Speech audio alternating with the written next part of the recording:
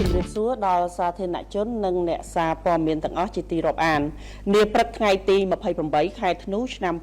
2025នេះនាងខ្ញុំសូមធ្វើបច្ចុប្បន្នភាពអំពីសភាពការនៅតាមបណ្ដោយព្រំដែនកម្ពុជាថៃ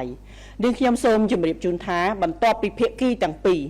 បានឯកភាពគ្នាលើបទឈប់បាញ់ជាបន្ទាន់និងបានក្រោយការចុះហត្ថលេខាលើសេចក្តីប្រកាសរួមគិតចាប់ពីវេលាម៉ោង 12:00 នាទីថ្ងៃត្រង់ម៉ោងនៅក្នុងស្រុកកាលពីថ្ងៃទី27ខែធ្នូឆ្នាំ2025ម្សិលមិញមកដល់វេលាម៉ោង 8:00 នាទីព្រឹកថ្ងៃទី28ខែធ្នូឆ្នាំ2025នេះស្ថានភាពជួរមុខមានសភាពស្ងប់ស្ងាត់ប៉ុន្តែកងកម្លាំងរបស់យើងនៅបន្តតាមដានដោយយកចិត្តទុកដាក់ជានិច្ចនិងកំពុងបំពេញតួនាទីរបស់ខ្លួនជាមួយនឹងស្មារតីប្រុងប្រយ័ត្នខ្ពស់ដើម្បីការពារអធិបតេយ្យនិងបូរណភាពទឹកដីរបស់កម្ពុជាយ៉ាងខ្ជាប់ខ្ជួនបំផុតនាងខ្ញុំសូមគូបញ្ជាក់ថា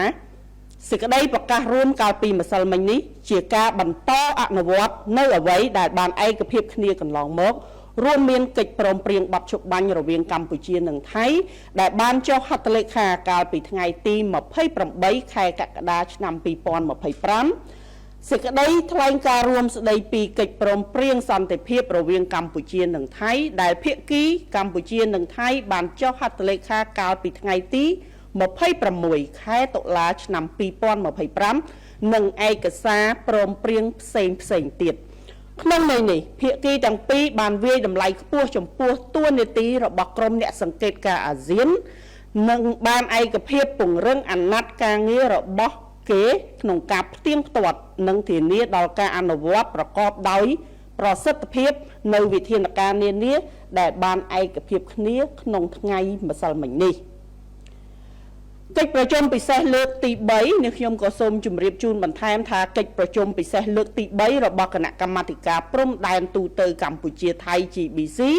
បានអនុម័តនិងចុះហត្ថលេខាលើសេចក្តីប្រកាសរួមលើកទីពិសេសលើកទី3នៃគណៈកម្មការព្រំដែនកម្ពុជាថៃបានបញ្ជាក់ពីការបដិញ្ញាចិត្តយ៉ាងម៉ឺងម៉ាត់នៅក្នុងការអនុវត្តបទឈប់បាញ់ឲ្យបានពេញលេញនិងស្វែងរកសន្តិភាពស្ថិរភាពសុវត្ថិភាពជូនប្រជាពលរដ្ឋដែលរស់នៅតាមបណ្ដោយព្រំដែនកម្ពុជាថៃចាសសូមជម្រាបថាសម្រាប់ព័ត៌មានបន្ថែមអំពីសភាពការនៃការវិវត្តតាមបន្ទាត់ព្រំដែននៅជួរមុខ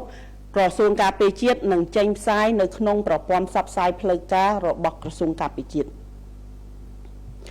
Greetings to the generals and members of the press. This morning of December 28, 2025, I would like to provide an update on the situation along the Cambodia-Thailand border after both sides agree to an immediate ceasefire agreement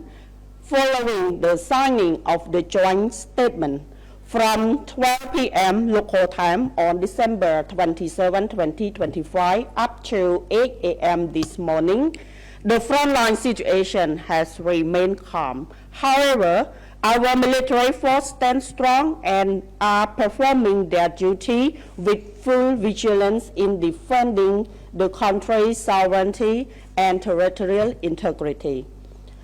I would like to emphasize that yesterday's joint statement is a continuation of previous agreements, including the ceasefire dated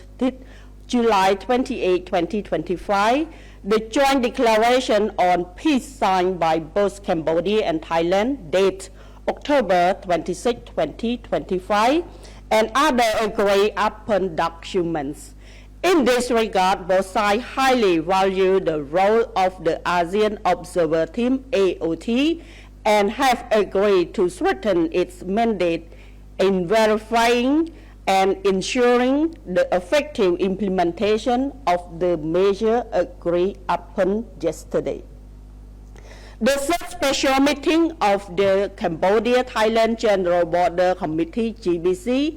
adopted and signed the joint statement of the third special meeting of the Cambodia-Thailand General Border Committee GBC between the Kingdom of Cambodia and the Kingdom of Thailand and reaffirmed their firm commitment to fully implement the ceasefire and seek peace, stability, and security for the people living along the Cambodia-Thailand border.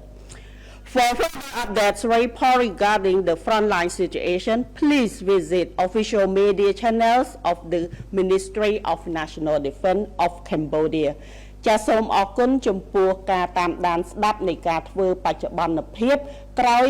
ការចុះហត្ថលេខាលើសេចក្តីប្រកាសរួមស្តីពីបទឈប់បាញ់ជាបន្ទាន់រវាងកម្ពុជានិងថៃកាលពីម្សិលមិញនេះនាងខ្ញុំនឹងជម្រាបជូនអំពីការវិវត្តថ្មីៗបន្ថែមទៀតនាពេលក្រោយសូមអរគុណនិងសូមជម្រាបលា